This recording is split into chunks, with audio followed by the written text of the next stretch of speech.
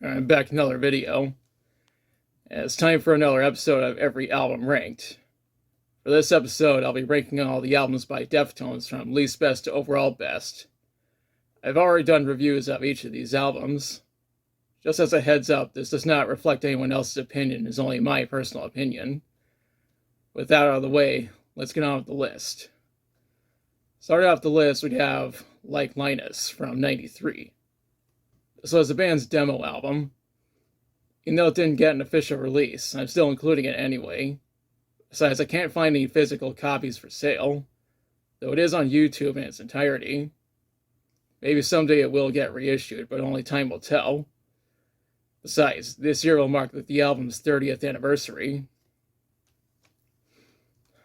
Moving up, we have Saturday Night Wrist from 2006. This was made during the band's darker years since there were tensions between the band members.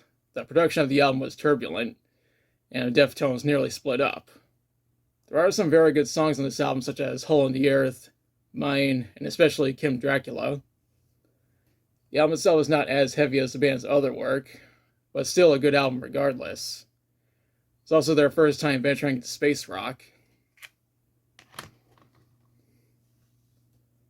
Next up, we have Gore from 2016. This album seems to get mixed reactions from Deftones fans.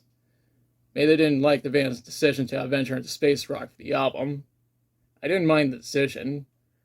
There are a number of hipsters that think this is the worst Deftones album, but those hipsters are full of shit.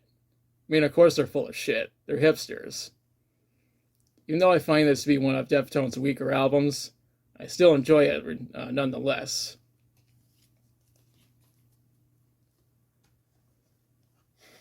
Moving forward, we have the band's self-titled album from 2003. The production of this album was kind of turbulent, though not as much as that of Saturday Night Wrist. It was also the band's last time working with Terry Date until the unreleased album, Eros. Next album is Bsides and Rarities from 2005. As the title implies, this is a collection of B-sides and rarities that were recorded between '94 and 2005. The majority of the tracks in the album are covers, and the covers turned out quite well. My latest album review focuses on this album.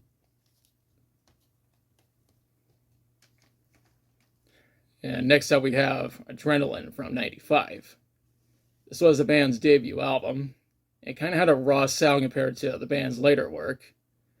Not counting Like Linus, this was the band's first and only album where lead guitarist Stephen Carpenter plays a traditional 6-string guitar. Moving up, we have Around the Fur from '97. I always consider this to be an improvement over its predecessor.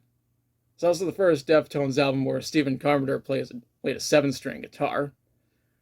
To this day, this is still the band's longest album.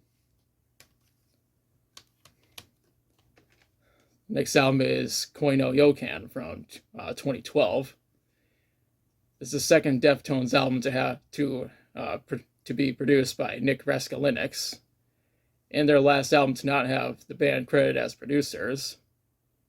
The album took the band in the direction of post-metal, which I think was a good decision. This album is over a decade old, and it still holds up. Up next is White Pony from 2000. Many people consider this to be the band's best album, and I think it's one of their better albums. It was also their first album with keyboardist Frank Delgado as an official member of the band, even though he was a session musician for Adrenaline and Around the Fur. Now, this album is up there with The Black Parade by My Chemical Romance, Appeal to Reason by Rise Against, Blink-182's self-titled album, Black Gives Way to Blue by Alice in Chains, and Meteora by Linkin Park as one of the greatest albums of the 2000s. We're almost at the end, and my pick for the second best Deftones album is Ohms from 2020. This is by far the heaviest Deftones album, thanks to the fact that Stephen Carpenter was rocking that 9-string guitar. This is also the band's first time working with Terry Date since the unreleased album, Eros. And I think reuniting with Terry for Ohms was a great idea. This is also the last Deftones album to have Sergio Vega on bass. Though he left the band sometime later and was replaced by Fred Sablin. And this is it. My number one pick for the best Deftones album is Diamond Eyes from 2010. This was the band's first album to be produced by Nick Raskulinecz. Their first album was Stephen Carpenter rocking an 8-string guitar. Their first album was Sergio Vega on bass. And their first album to not have the band credited as producers.